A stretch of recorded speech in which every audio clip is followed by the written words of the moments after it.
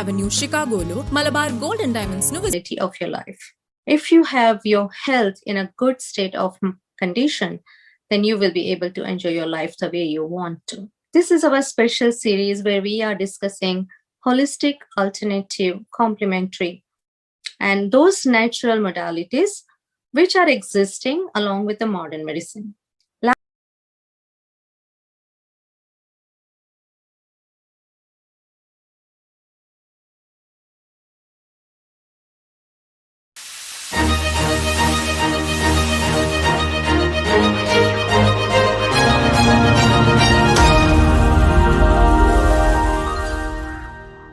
Hello and welcome to Healthline. I want to thank you all for watching this show with complete loyalty. And I hope you're learning a lot as well. The goal of this show is to bring you all those treatment modalities as well as those health tips which will help you to improve the quality of your life. If you have your health in a good state of condition, then you will be able to enjoy your life the way you want to. This is our special series where we are discussing holistic, alternative, complementary, and those natural modalities which are existing along with the modern medicine.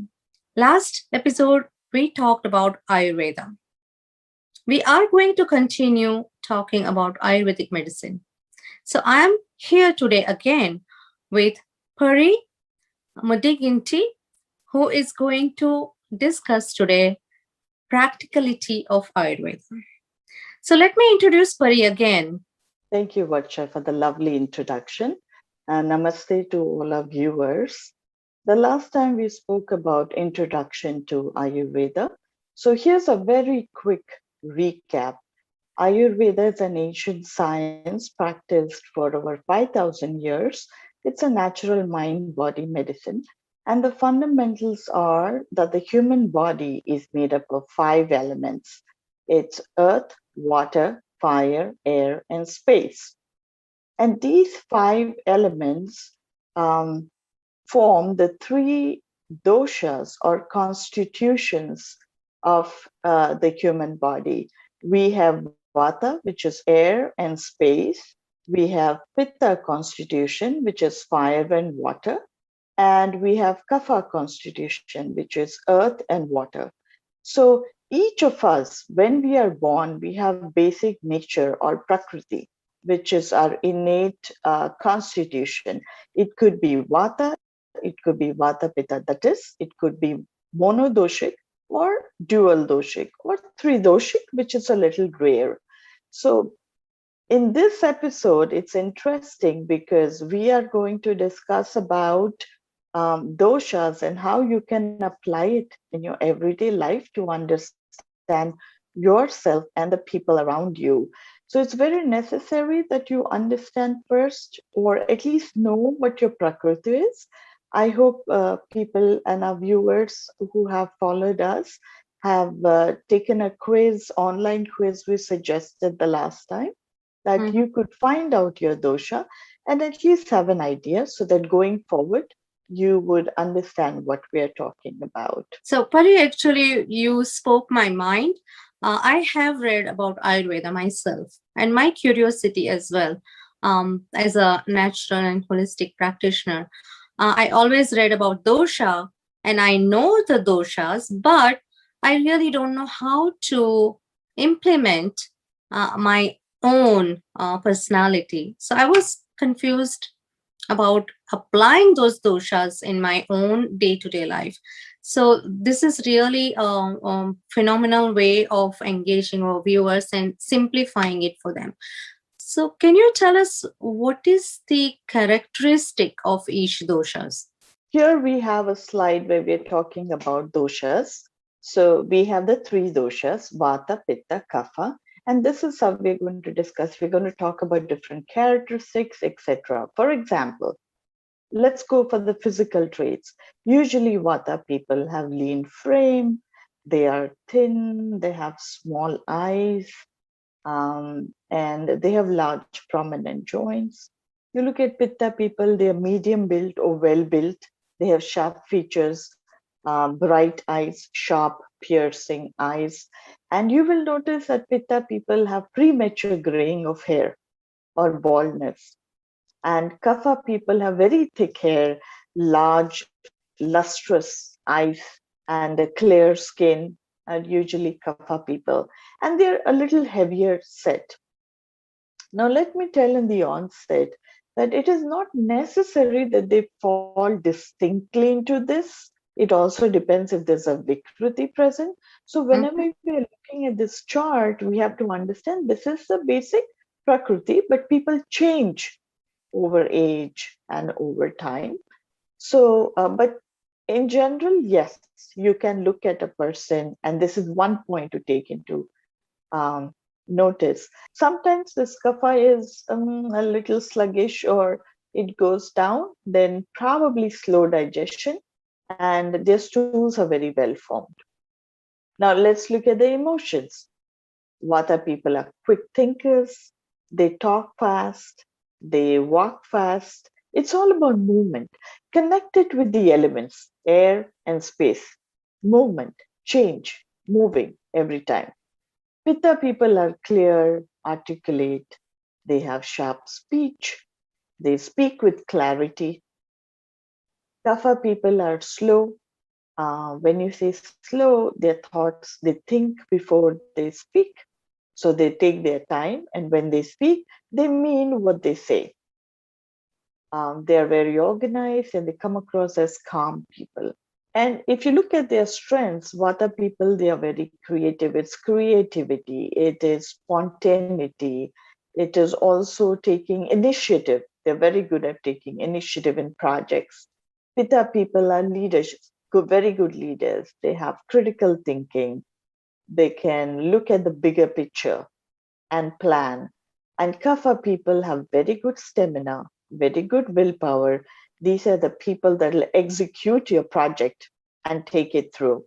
So this is the best picture you're looking at, from the three doshas. If you are dual doshic, you can actually make out. Does it make sense? For sure. Like, are Yeah, you kind of absolutely, absolutely.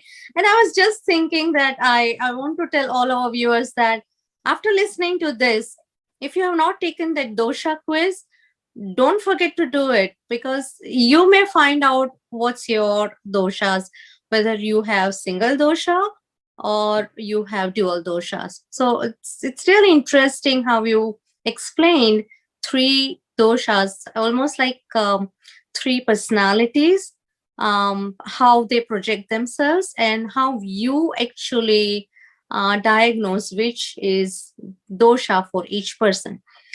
So this is, I think you are talking about doshas in the balanced state, correct? correct? So I wanted to ask you if you can talk about what do you look for when these doshas are in imbalanced state. Did I ask you the question correctly? Yes, absolutely, absolutely. Because in Ayurveda, we say when you move from balance to imbalance, that is when disease occurs. So this is what we call Vikruti, a state of Vikruti.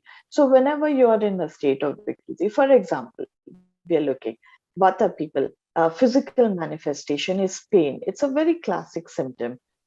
If your Vata is aggravated, um, as I mentioned before, and I'll repeat here, we are made of all three doshas. It's just that we have a dominance, a predominance of one or two.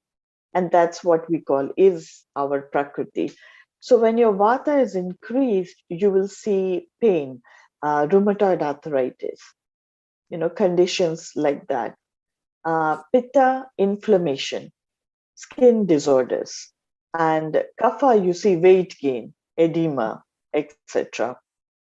And a vata imbalance, usually vata people, they have constipation. And if you see their mental state also, when your vata goes excess, you become more agitated, you become more anxious, more spacey. Your thoughts are going all over. They're racing like a horse, and your emotions are more tendency towards fear Mm-hmm. and anxiety and anxious nature.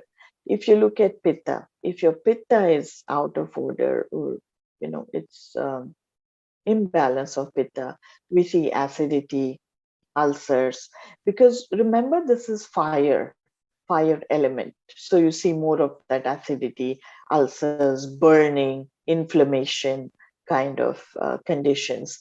And your mental state, you tend to go hypercritical or judgmental. And you kind of project this outwards towards your environment, towards people around you. And sometimes when Pitta projected inwards, it usually leads to autoimmune conditions and all that, the anger Mhm. and criticism inwards. So anger, sarcasm, etc. If it's kapha, digestion-wise, they have a tendency towards diarrhea, sluggish digestion. They may feel lethargic or dull, inertia. They don't want to move from, or do some activities, etc. And they have a tendency towards sadness and depression. So clearly, if you look at the physical and the emotional state also, there is a clear demarcation. It may be the same stressful situation, but the Vata person will react with fear, anxiety. Pitta will be like anger, like, why me? What can I do next? It's all about taking control. And Kapha is more like depression. So this Beautiful. is in This a is so nutshell. interesting. This is so interesting that one factor can have different expression in people with different doshas, correct? Yes, some person may have an outburst of anger, while you will see anxiety in someone else, right? So it depends on it. We all are different people, and everything is expressed differently. But what I found interesting, what you said, is when these doshas are expressed inwardly, the autoimmune disorders. And that is a very important fact we really need to understand. So I'm just thinking in my head, it's better that these doshas are expressed outwardly. At least we can see them and we can treat them, not inwards, because autoimmune disorders are really difficult to conquer and treat. So I wanted to ask you the question based on how the doshas are expressed. If we want to understand this a little bit more, do we really need to know all the factors that can cause imbalance in these doshas? Oh, yes, yes. There are various factors that affect us. As we understand, we are born with the Prakriti, but as we grow, the environment around us, the seasons, the day, the time of the day, your geographical location where you live, your age, your diet, your lifestyle, these are all factors that affect how your doshas are, because this is a dynamic play of an internal and external environment. So Ayurveda believes health is a dynamic interplay between, your prakriti and your environment. So yes, we have all these factors that affect our doshas. And I absolutely understand the way you explained right now. The seasons, such as the winter, summer, monsoon, um, fall. Now we have different seasons here in United States. We have spring, we have fall, and the spring allergies, and then there are fall allergies. Summer we have the heat strokes and sunburns. We have different seasonal factors here, right? So, how do we, uh, as an individual who has one particular dosha or maybe dual doshas, how can they understand their body and even I would say even mind or their prakriti?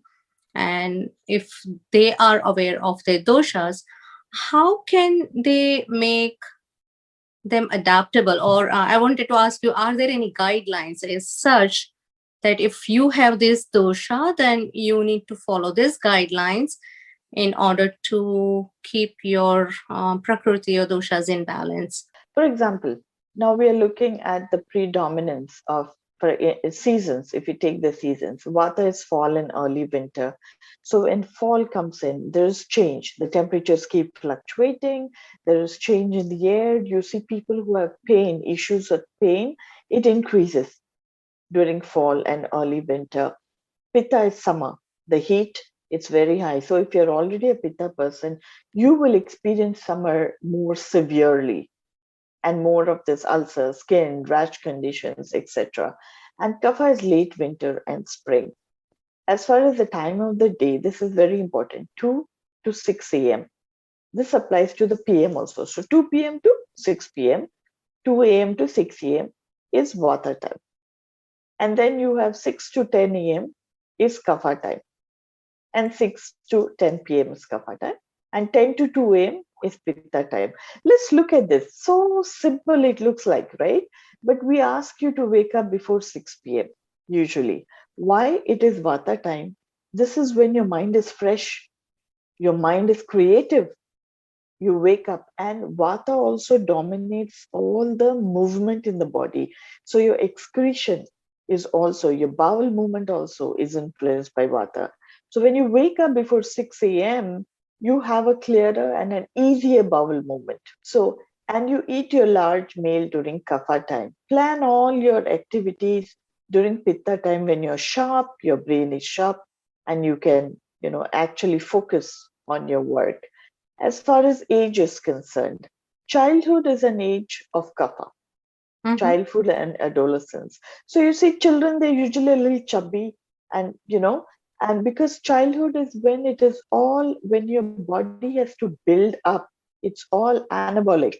It's all building tissues and all that, nourishing the body. And then after that, adulthood is Pitta, where you have passion, you are aggressive, you are goal oriented, etc., etc. And then it's Vata period starts after 55, etc., where you see drying of skin, anxiety, irregular digestion, your appetite slows down, and also that is Vata also. So these also play a very important role. And if you also look at like the foods, as we mentioned, the diet, right? So Vata is dry, light. Remember the air element, air and space? So you're thinking salads, soups, light foods. Pitta is oily, hot, they like fried items, nice and heavy, paneer, cottage cheese and cheeses, etc. And Kapha also, they like heavy food, dairy food, sweet, the taste of sweet and salty. Pitta is more spicy food. And as far as the weather is concerned, for example, Northeast, if you notice, is Vata, where it's cold, windy, dry, and we have fall season, etc. Whereas Seattle would be a good example of a Kapha city, with weather of Kapha. And Florida is Pitta. It's hot, humid. It's a Pitta season. So this is the weather, and you have to adjust accordingly. As far as physical activity is concerned, usually Vata people, they like prolonged activity. They like movement. So they like jogging, running, dance, such activities.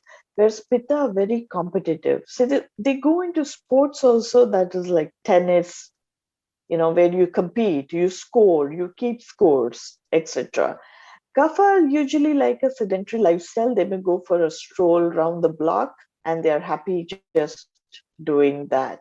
And so Vata people, sensory wise, because we talk about our senses also, excessive noise or talking seems to aggravate Vata. Sound seems to aggravate Vata.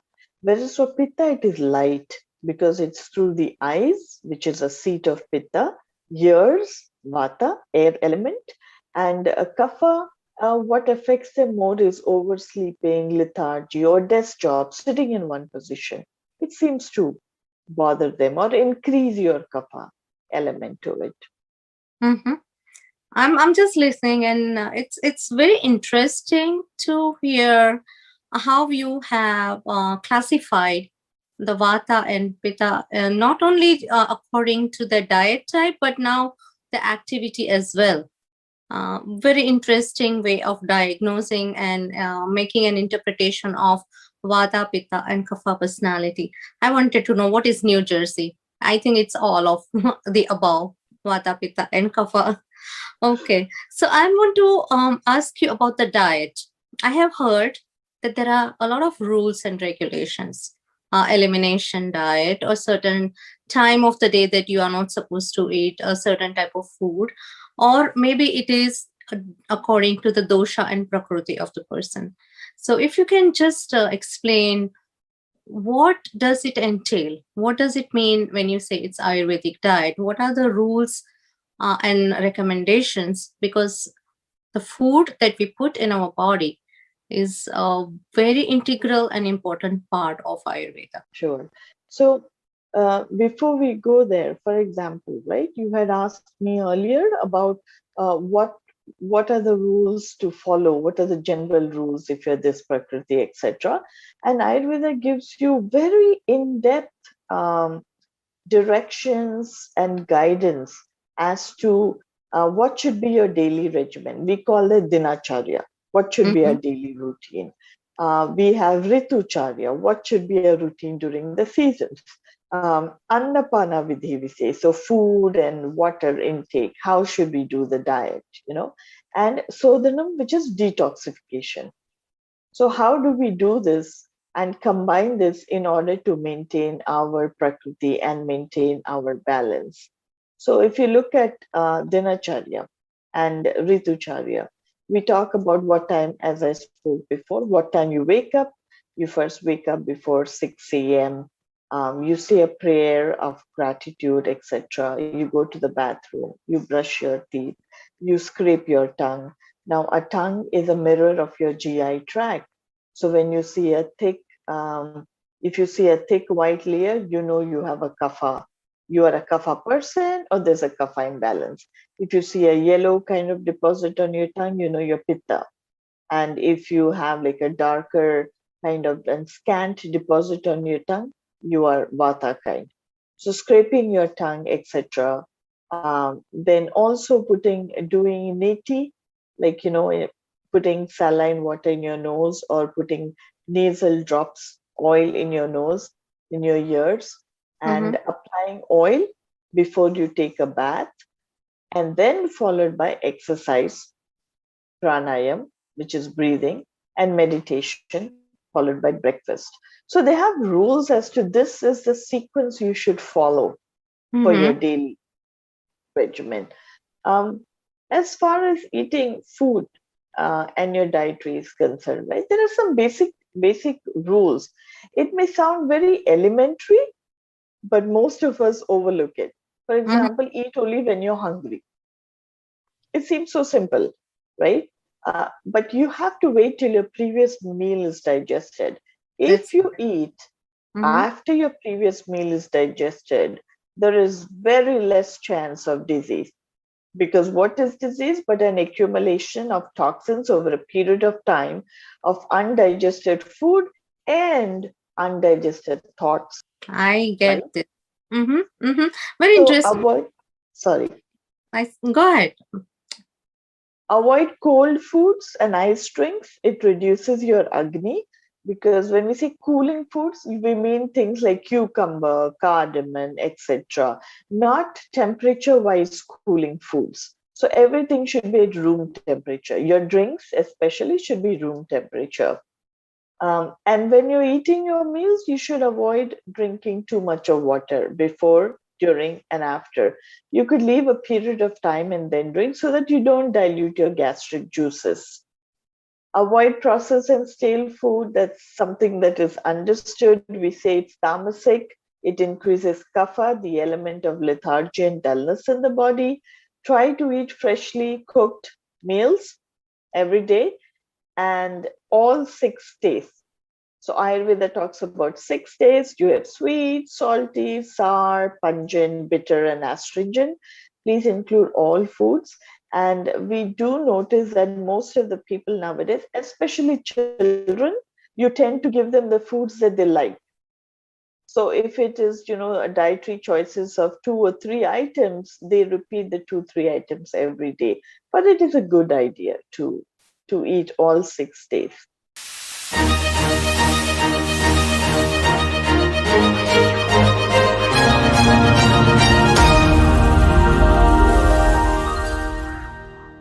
Malabar Gold and diamonds వారి gold promise తో మరింత shine అవ్వండి. మీరు చేసే gold మరియు diamonds కొనుగోలుపై బంగారు నాణేలను ఖచ్చితంగా పొందండి. చక్కటి ధరలతో ఆకర్షించే ప్రత్యేకమైన జ్యువెలరీ కలెక్షన్ ను చూడండి. బంగారు నాణేలను ఖచ్చితంగా పొందండి. Oak Tree Road, New Jersey లేక వెస్ట్ డెవన్ అవెన్యూ, షికాగోలో మలబార్ గోల్డ్ అండ్ డైమండ్స్ ను విజిట్ చేయండి. Malabar Gold and Diamonds, celebrate the beauty of life.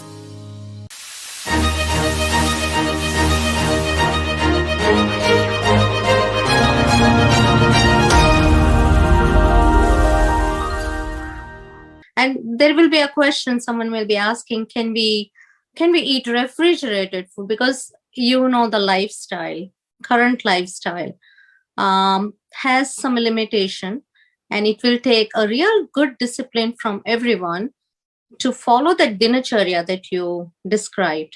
This is how you wake up, and this is how you do your everyday rituals. And then the busy people who are professionals, executives, working, and they still want to live a healthy lifestyle. So there is a balance.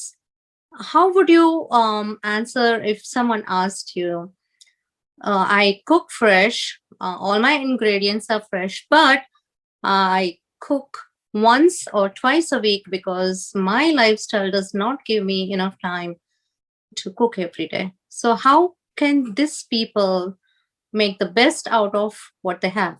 Oh, of course, we have our limitations, and when we cannot be perfect, and it is fine.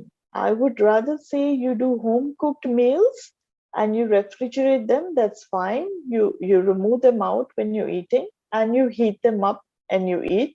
There are other important things also when you're eating. For example, you chew your food well. When you sit down and actually have your meal without distractions. Mm-hmm. It is how you eat, where you eat, and how you engage all of your 5 senses.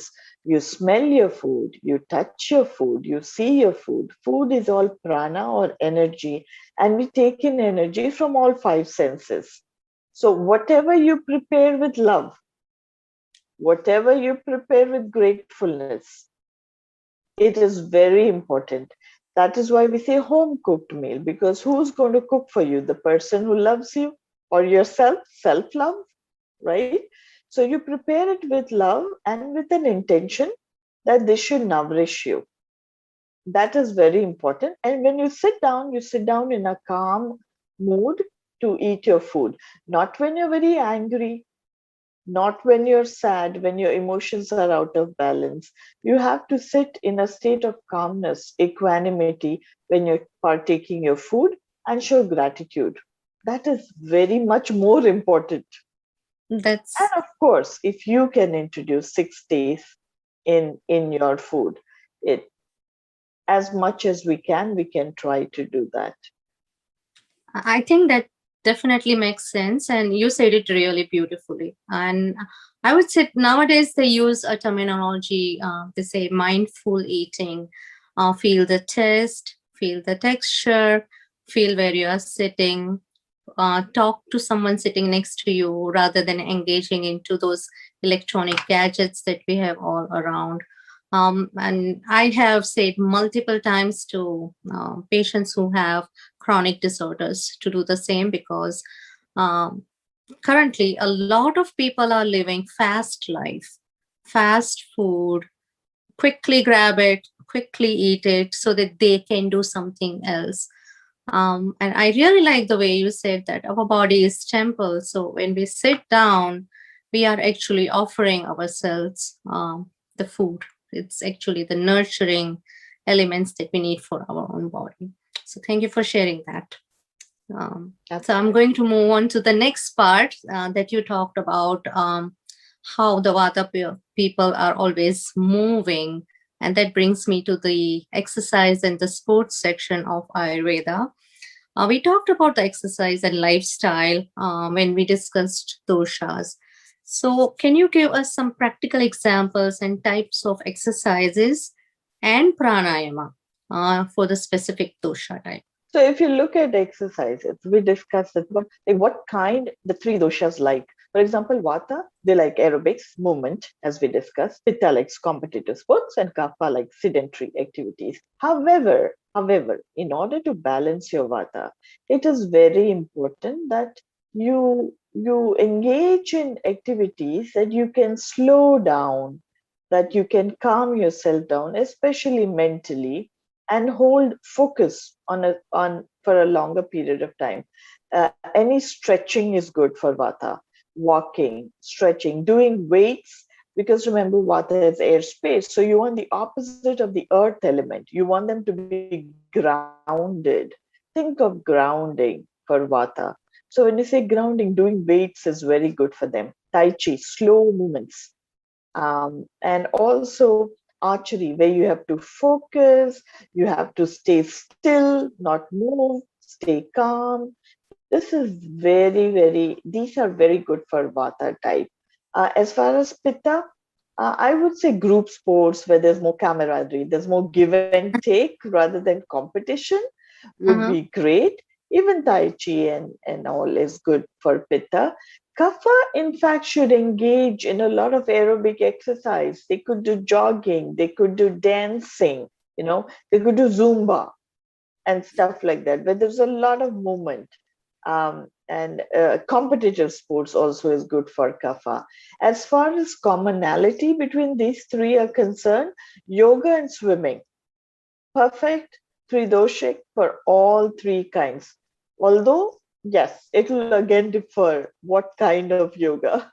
I was Okay. just going to ask you that past so many years, yoga has become kind of something that everyone wants to do it. Everyone wants to be following yoga, but there are so many types of yoga being offered everywhere. If you go to a gym, they have yoga classes. Some elite training classes will have yoga incorporated in that. There are multiple YouTube yoga classes and a lot of trainers giving classes in their own way. Sometimes those who really want to start as a beginner, and I believe that in Ayurveda there is a specific asana. You start with a certain pose and then you progress to a certain poses, and also it depends on your dosha type, and I think you are the expert, so if you can explain this intricate complexity of yoga, and if you can simplify it for our viewers, that yes, definitely there is a way Ayurveda looks at yoga therapy. Yes, interestingly, before we go into the three types, I would like to say that uh, you are not supposed to get hurt when you do yoga. We usually hear some clients have into yoga class and twisted my back. Well, that is not supposed to happen. Either you have done an advanced pose, not right for you, or maybe it's not the correct yoga type for you, the type of yoga for you. Um, or it could also be that you have not warmed up enough to do that yoga. For example, let's look at the three types. For Vata type, favorable yoga is Hatha yoga. It is more slower, there's more focus on the breathing, on the flow, etc. And Iyengar yoga. You may wonder, but that's very strict type of yoga. But you're holding your posture. It's perfection in posture. That is what you want to focus on when you're a Vata kind. Pitta kind can do Hatha yoga, can do aerial yoga. There's, now there are different kinds of yogas. Kapha kind Vinayasa yoga, where it is more flow and faster, etc. Bikram yoga, the hot yoga that is so popular now. Um, for example, if you see Pitta kind, it is so intuitive, right? It's Mhm. fire, heat. You should not be doing hot yoga. It increases the fire element in you. Whereas for Kapha, it's very good because it increases your metabolism to do Mm-hmm. that. So also when you're doing yoga, what are you focusing on? If you are a Vata kind, you should focus on holding your posture for as long as possible, staying calm and holding your posture, concentrating on your breath. If it's a Pitta kind, you will concentrate on your breath, on your flow, because you're trying to cool down here. That is the very idea that you're doing. A Kapha kind on movement and speed. So it could be the same Surya Namaskar, all three of them are doing, but you can vary it with the speed, how long you hold your posture, and the correction, the correct pose and breathing technique that you use. For example, what is not favorable for Vata kind? I would say a big no-no for aerial yoga. It's now a craze. A lot of people want to do that, but if you're Vata kind, it increases your air and space element. Pitta kind shouldn't be doing hot yoga, and Kapha kind, hatha yoga you can do it, but I would suggest something that has more speed to it. So this is as far as yoga is concerned. And as you mentioned very correctly, it is the postures also. For example, if it's Vata, as I said, it should be more grounding postures, like the tree pose, where you're standing postures. Mm-hmm. Um, so Vrikshasana, and even like the mountain pose, even doing shoulder stands is good for Vata people. Shavasana, where you're relaxing. And for Pitta people, more backward bending postures are very good for them, like the camel pose, the cobra pose, the Matsyasana also, fish pose. Mm-hmm. For Kapha people, it is more Vajrasan, cat pose, the triangle or the downward dog, what it is called here, pose, headstands, inversion postures. The Surya Namaskar, the sequence of sun salutations is suitable for all three kinds. So, all three can do it with only the focus being different when you're actually executing the focus. As far as pranayam, breathing techniques are concerned, Vata kind, alternate nostril breathing or chanting Om is very good because they need something to keep their focus on. They cannot keep a blank mind. There's a Mm-hmm. lot of thoughts running in their mind. Pitta kind can concentrate very well. Shitali pranayam, the cooling pranayam, is very good for them. And also the Chandra Nadi pranayam or breathing from the left nostril. Mm-hmm. It's very cooling for Pitta kind. Kapha kind doing Bhastrika or Kapalbhati, that is forceful exhalations, is Mm-hmm. very good to rev up their system. And as far as um, there are some common things like deep breathing or doing alternate nostril breathing, and it's very good for all three kinds. And Mm-hmm. there's one more called Brahmari, or I don't know if you call it the The bee sound, kind of sound, it sounds like a humming bee. Yeah. humming bee. That's right. Yes. That's And right. The that's Brahmari. when, that's when you close your ears and you kind of make that sound. It's almost like a sound therapy for your brain. Absolutely right. Absolutely. So it helps Vata because Absolutely. it kind of fills their mind and it Mm-hmm. pushes thoughts away. Mm-hmm. So it helps them to clear the mind. It helps Kapha because it kind of, it awakens you when you're Mm-hmm. doing it. So Brahmari is really good for Vata and Kapha kind of people. Yep.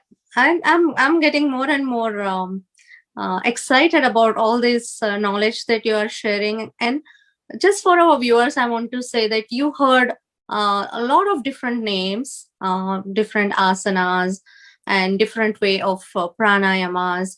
And you can watch this episode again just to understand the terminology. But you can always reach out to someone who is really expert in yoga or an Ayurvedic practitioner for a detailed explanation of your own individual way of adapting to all these yoga asanas and meditation. And that is what, Pari, this is exactly what you were trying to say, that one recipe will not fit everyone.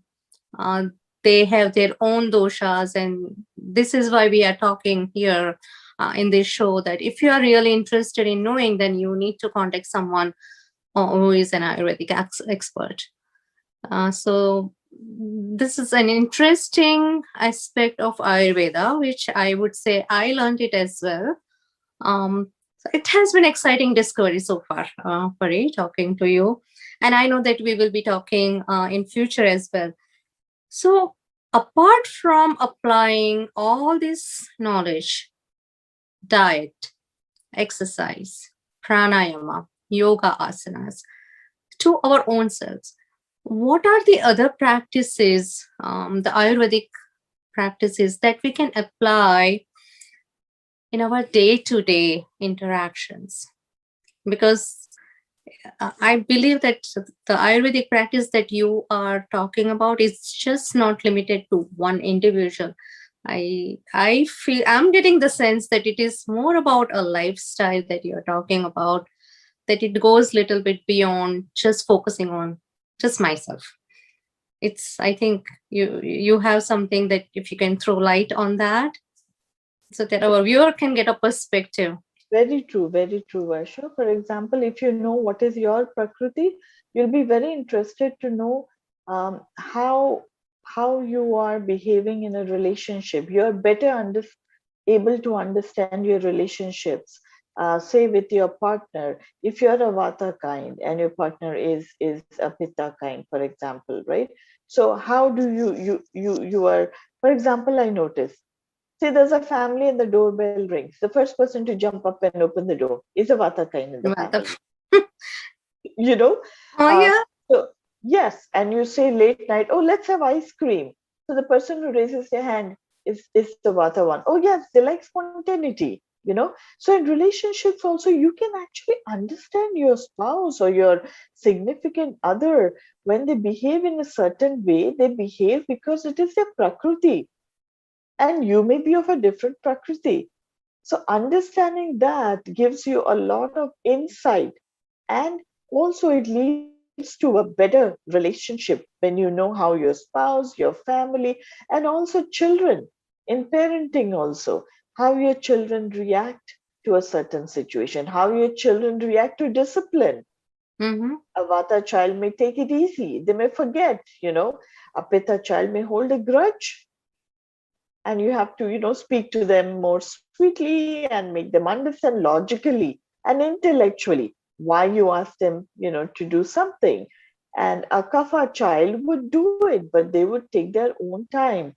It's even in schooling, you notice we kind of in schools we kind of tend to how do I put it, we kind of tend to usualize, we kind of tend to when we see kids, Generalize right? everyone. Yes, and we have a general kind of standard for kids that if the teacher asks a question, the child who puts their hand up first knows the answer. No, that is a Vata child. They put their hand up if the answer is right or wrong. They just want to talk. They want to give you an answer, And the Kapha child is somebody the teacher has to prod them, but they know the answer. They'll take their own sweet time.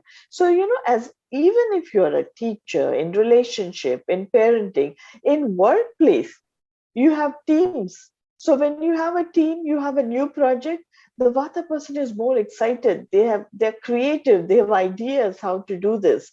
But the Pitta person would be the one who wants to take leadership, who can look at it from a bigger picture and and take the project forward. A Kapha is somebody whom you can trust, that will execute this project together. So even understanding your colleagues and co-workers and workplace.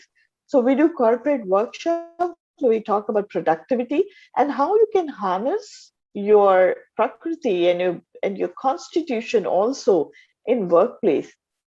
And it gets very interesting when you start applying this to people around you. You will better understand the people and the environment around you. I'm really actually having a lot of thoughts in my head when you said productivity at workplace, and that would be another topic to discuss about how we can have tasks assigned to different people according to their prakriti and get best out of everyone. Very interesting connection of Ayurveda and the productivity. But here what we are talking about is our own productivity as a human being. And Ayurveda shows that if we understand our doshas, if we understand our prakriti, if we take all these pointers to implement it in our life so that we can have a balance. And that is what everyone is trying to kind of achieve a balance. It may seem like a mirage to many, but it is possible, but it requires, as you said, a lot of discipline, a lot of dedication, and a lifestyle. It's rewarding once you follow that lifestyle, and the kind of the balance that we feel, it's rewarding. So thank you so much for sharing all your expert tips and insight into Ayurveda and the practicality of Ayurveda in our day-to-day life. I know that we are going to have some more interesting conversation in our future episodes as well. But as the summary of this episode, Pari, if you would like to share something with your viewers, I would really appreciate that. And I would urge everybody to please check your Prakriti. You can go to our website, www.myayurvedashram.com. We have the quiz there. You can take the quiz, or you can go on the web and take the quiz anywhere. And if you really want an in-depth, then it would be good if you meet an Ayurvedic practitioner so that you understand what is your Prakriti and if there is a Vikriti and how you can bring all this in balance. It is more self-learning. Once you get these tools, you can apply it yourself. You don't have to be visiting a practitioner again and again. The very idea of Ayurveda is you help yourself. Thank you so much, Pari. I think that was a beautiful message for our viewers. And I wanted to remind them again that if you have not taken your dosha quiz, take it is online, it's free, and you may learn something new about yourself. At this time, I would like to thank Pari for her time and her expertise and coming on this Healthline show, which is viewed by so many viewers. And I hope everyone who is watching this is getting some benefit out of it. If you like this episode, please talk about it. Share with your friends and families so that not only you are enjoying the benefits and keeping in good health, but your friends and family do that as well. And that's the purpose of our show, to bring you something that makes your life much better and healthier. Thank you for watching. Thank you, Ansha. Thank you. Thank Bye. you. Good night.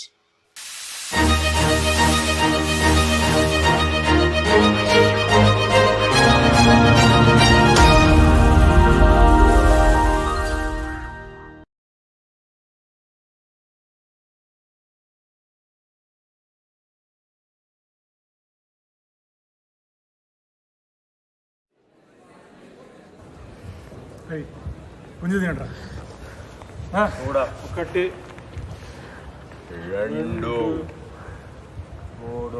Sir మీరు ఈ కాలేజీలో బాగా famous అంటే కదా sir? Sir love story ఈ కాలేజీలో బాగా famous అని చాలా విన్నాను సార్. ఒక్కసారి మీ లవ్ స్టోరీ చెప్తారా సార్? అది సార్